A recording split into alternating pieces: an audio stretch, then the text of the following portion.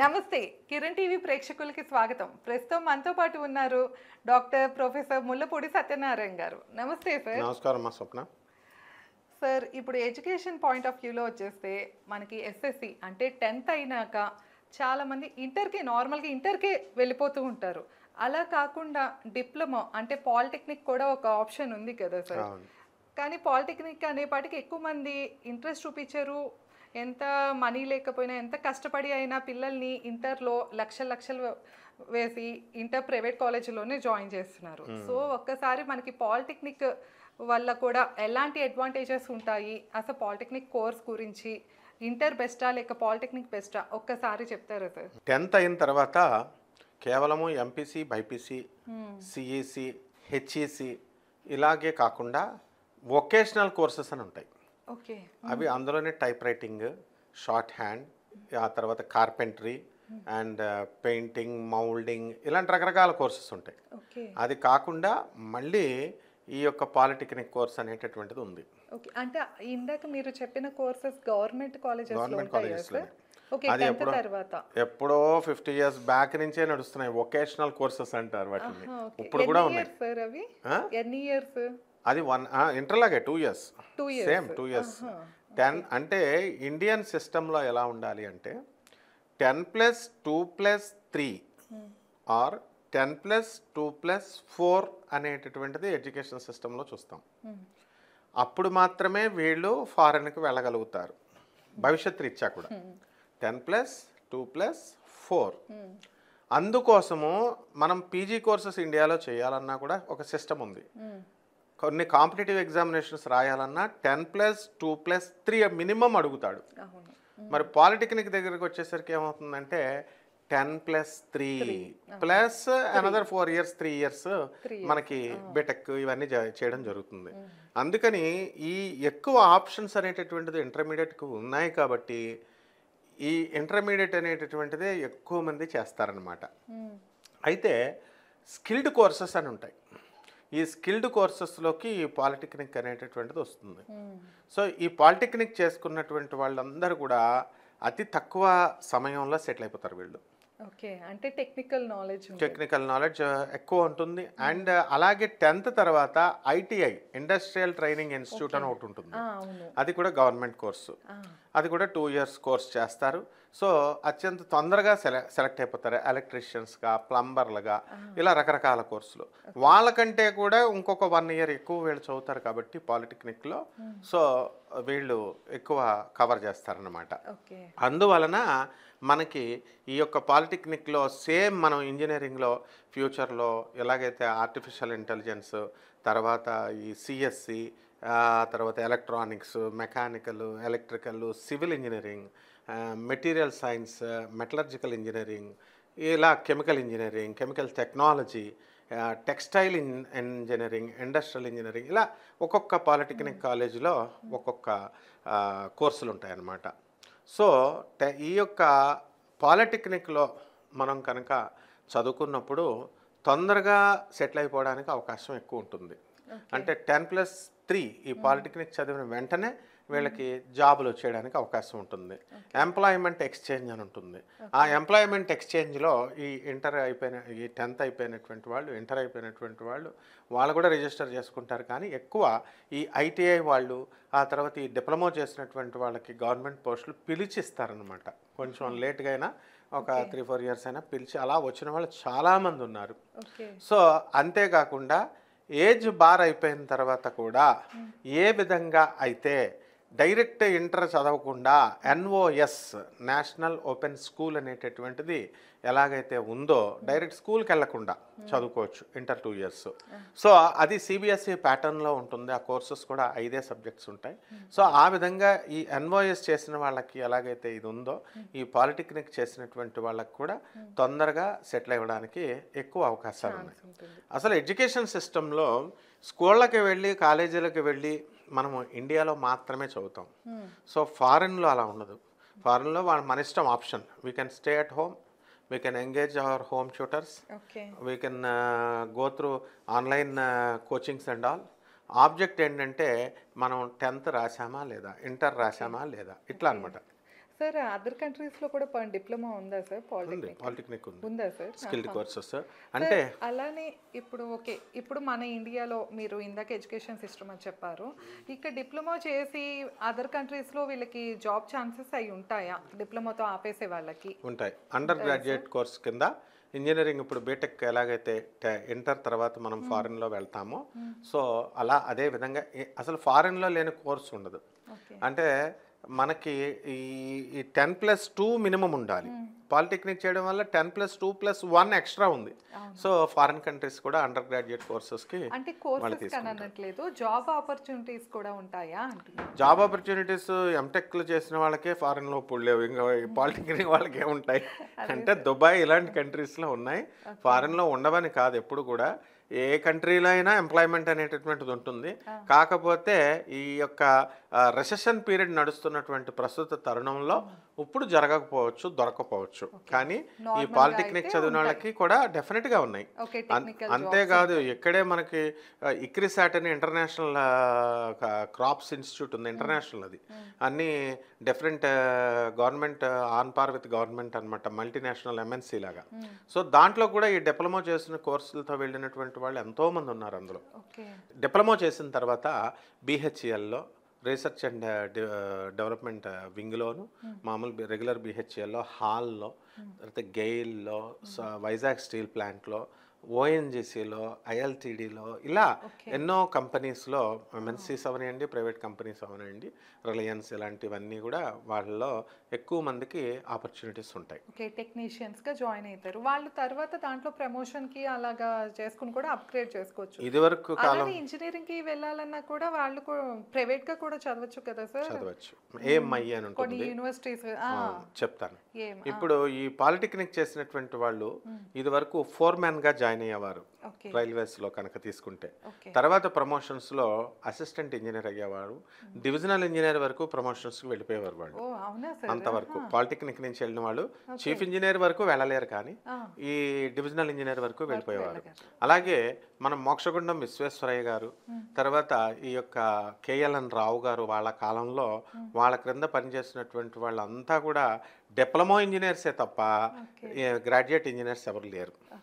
So తర్వాత ఈ diploma చేసిన తర్వాత లేదా ఈ 10th రాసిన తర్వాత, ఇప్పుడంటే మనకి ఇంటర్ రాసిన తర్వాత, ఇప్పుడంటే మనకి ఇంజనీరింగ్ కాలేజెస్ వైడ్గా ఉన్నాయి కాబట్టి వీళ్ళకి ఏమవుతున్నాయంటే ఎక్కువ యూనివర్సిటీస్ ఇంజనీరింగ్ సీట్స్ ఉన్నాయి కాబట్టి, కాలేజెస్ ఉన్నాయి కాబట్టి ఇంజనీరింగ్ వాల్యూ మనకు తెలియడం లేదు. కానీ గతంలో డిప్లొమా అంటేనే ఇంజనీరింగ్ గ్రాడ్యుయేట్ కింద మనం చూసేవాళ్ళం.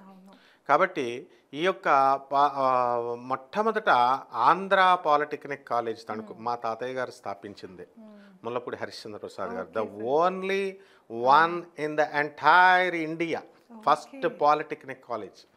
ఆ తర్వాత ఈ రోజున ఉన్నటువంటి రంగరాయ మెడికల్ కాలేజ్ కూడా అది మాదే, మేమే నేషనలైజ్ చేసాం, ఏ విధంగా అయితే బ్యాంక్స్ ఇచ్చినాయో. అలాగే హైదరాబాద్ పబ్లిక్ స్కూల్ మొత్తం ల్యాండ్ అంతా కూడా ఇచ్చింది చైర్మన్ అయినటువంటి మా తాతయ్య గారు, ముల్లపూడి హరిశ్చంద్ర ప్రసాద్ గారు. సో ఎడ్యుకేషన్ సిస్టమ్ని మనము డిఫైన్ చేసుకోవాలా, తర్వాత ఎక్స్పాండ్ చేసుకోవాలా. మనం పాలిటెక్నిక్ ద్వారా ఎంతోమంది టాప్ పొజిషన్కి వెళ్ళినటువంటి వాళ్ళు ఉన్నారనమాట. ఎవరైతే ఈ ఇంటర్ ఎంపీసీ, ఆ తర్వాత ఎవరైతే ఈ యొక్క పాలిటెక్నిక్ చేసినటువంటి వాళ్ళకి ఇంజనీరింగ్ సీట్లు ఇప్పుడంటే వస్తున్నాయి. ఆ కాలంలో రానప్పుడు ఏఎంఐఈ సద్దర్ స్ట్రీట్ కల్కటాలో ద ఇన్స్టిట్యూషన్ ఆఫ్ ఇంజనీర్స్ అని చెప్పి ఉండేది. ఇక్కడ ఖైరతాబాద్లో ఉంది, ఇప్పుడు కూడా నడుస్తుంది. సో ఏఎంఐఈలో అన్ని వింగ్స్ ఉండేవి, ఎక్సెప్ట్ అప్పట్లో కంప్యూటర్ సైన్స్ లేదు కాబట్టి ఇప్పుడు సిఎస్సి కూడా ఉంది, ఎలక్ట్రానిక్స్, మెకానికల్ ఇంజనీరింగ్, ఇవన్నీ కూడా. అలాగే ఏఎంఐ మెకీ అని చెప్పేసి బాంబేలో ఉంది. It is equal to BTech mechanical. మన ఇష్టం ఉంటుంది. అందులో సెక్షన్ ఏ, సెక్షన్ బి అని ఉంటుంది. ముందు ఏం చేయాలంటే 10th అయిపోయిన తర్వాత స్టూడెంట్షిప్ ఎగ్జామ్ అని రాయాలి. డైరెక్ట్ 10th నుంచే వెళ్ళిపోవచ్చు, ఇంటర్ నుంచి కూడా అవసరం లేదు. 10th నుంచి వెళితే స్టూడెంట్షిప్ ఎగ్జామ్ రాస్తాము.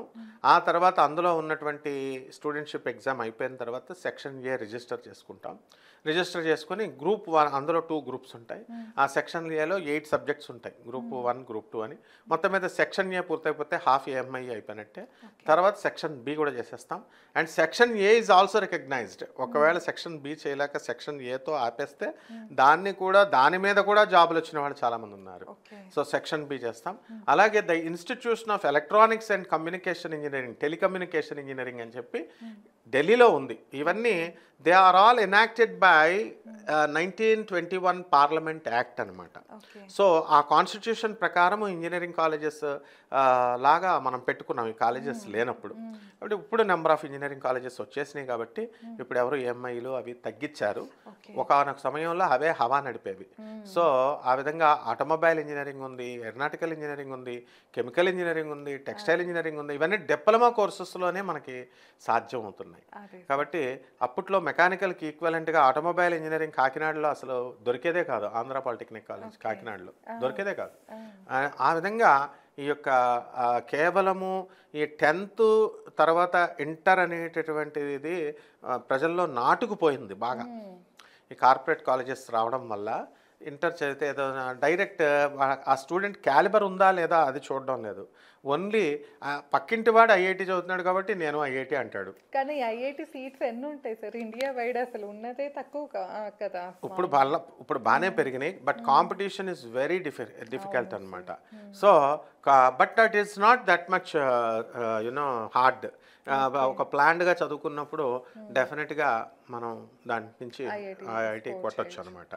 సో ఆ విధంగా పాలిటెక్నిక్ చదువుకుంటే అతి తొందరలో వీళ్ళు గవర్నమెంట్ ఎంప్లాయ్మెంట్, ప్రైవేట్ ఎంప్లాయ్మెంట్. అలానే మనకి పాలిటెక్నిక్ తర్వాత ఇంజనీరింగ్ కూడా చదువుకోవచ్చు కదా, బ్రహ్మాండంగా చదువుకోవచ్చు. పాలిటెక్నిక్ తర్వాత బీటెక్లోకి వెళ్ళొచ్చు. డైరెక్ట్ ఈసెట్ ఎగ్జామ్ ఉంటుంది. ఆ ఈసెట్ ఎగ్జామ్లో మనకి నెంబర్ ఆఫ్ కాలేజెస్ అన్నిటిలో కూడా మనకు డైరెక్ట్ లాటరల్ ఎంట్రీ ఉంటుంది. సో దాంట్లో మళ్ళీ ఈ 4 years ఇంజనీరింగ్ చదవాల్సినటువంటి అవసరం లేదు. ఎవరైతే ఈ పాలిటెక్నిక్ చదివారో 3 years, ఆ తర్వాత డైరెక్ట్ సెకండ్ ఇయర్లోకి బీటెక్లోకి మనం లాటరల్ ఎంట్రీ ద్వారా వెళ్ళిపోతాం. వెళ్ళిపోయిన తర్వాత అనదర్ 3 years మనం చదివేస్తే మనకి ఏ స్పెషాలిటీలో అయినా చదవచ్చు. ఇప్పుడు ఇక్కడ ఉన్నటువంటి గొప్పతనం ఏంటంటే పాలిటెక్నిక్లో ఇప్పుడు పాలిటెక్నిక్ 500 ర్యాంక్ వచ్చినటువంటి వాళ్ళు ఉన్నారు. ఫర్ ఎగ్జాంపుల్ వాళ్ళకి Masab tank government degree polytechnic దగ్గర వచ్చేస్తుంది. మళ్ళీ మనకి ఎలక్ట్రానిక్స్కి రామాంతపూర్లో ఉంది, అలాగే వెస్ట్ మారేడుపల్లిలో గవర్నమెంట్ పాలిటెక్నిక్ ఉంది. ఇలా పల్లెటూరులో ఎక్కడ పడితే అక్కడ ఉన్నాయి. ఇందులో వీళ్ళు ఒక ఫ్యాకల్టీ మనం రానప్పుడు మనకి ఒక బ్రాంచ్లో మనకు రానప్పుడు ఎలక్ట్రానిక్స్లో చేరి తర్వాత గ్రూప్ చేంజ్ అయ్యేటటువంటి అవకాశాలు మనకు ఉన్నాయి. ఇంజనీరింగ్లో పాలిటెక్నిక్లోనే మారచ్చు. అండ్ ఈ 3 years అయిపోయిన తర్వాత ఇప్పుడు ఎలక్ట్రానిక్స్ చేసినటువంటి వాడు అవసరమైతే కంప్యూటర్ సైన్స్లోకి వెళ్ళొచ్చు, అవసరమైతే మరి ఇంకొక ఫ్యాకల్టీలోకి వీళ్ళు మారడానికి అవకాశాలు ఎక్కువగా ఉంటాయి. కాబట్టి ఈ యొక్క ఫెసిలిటీస్ ఈ ఇంటర్కే కాకుండా ఆల్టర్నేటివ్గా ఇవన్నీ కూడా ఉన్నాయన్నమాట. అదేవిధంగా ఈ యొక్క ఆల్టర్నేటివ్ మెడిసిన్ కూడా ఉంది. ఈ కోర్సెస్ హోమియోపతిక్ కోర్సెస్ ఇలాంటివన్నీ కూడా కొన్ని డిప్లొమా కోర్సెస్ ఉన్నాయి మెడిసిన్స్కి. ఫార్మా డి అంటాం, D pharmacy, diploma in pharmacy అంటాం. తర్వాత పాలిటెక్నిక్లో 10th తర్వాత డిప్లొమా ఇన్ ఫార్మసీ. సో అది చేసిన తర్వాత బి ఫార్మసీ చేస్తాము, దాని తర్వాత ఎం ఫార్మసీ చేస్తాము, లేకపోతే దాని తర్వాత డాక్టరేట్షిప్ ఫార్మ్ డి అంటాము. అది 6 years డైరెక్ట్ కోర్స్ అనమాట. ఇప్పుడు డైరెక్ట్ సార్ ఇప్పుడు ఓకే మన జాబ్ పాయింట్ ఆఫ్ వ్యూలోకి వస్తే మీరు చెప్పారు డిప్లొమా చేసి ఇంజనీరింగ్ చేసిన ఒక స్టూడెంట్, అట్లని ఇంటర్ చేసి ఇంజనీరింగ్ చేసిన ఒక స్టూడెంట్, ఇద్దరు ఇంటర్వ్యూకి వెళ్తే ఎవరికి ఎక్కువ ఛాన్స్ ఉంటుంది సార్? ప్రైవేట్ కాలేజెస్లో అయితే పాలిటెక్నిక్ నుంచి వెళ్ళినటువంటి వాళ్ళకి ఎక్కువ ఛాన్స్ ఉంటుంది. గవర్నమెంట్ ఇన్స్టిట్యూట్లో ఎవరి మీద ఉండదు. అక్కడ ఇంటర్వ్యూలో ఎవరు క్యాలిబర్ చూపిస్తారో వాళ్ళకే ఉంటుంది. వాడు పాలిటెక్నిక్ చదివాడా లేకపోతే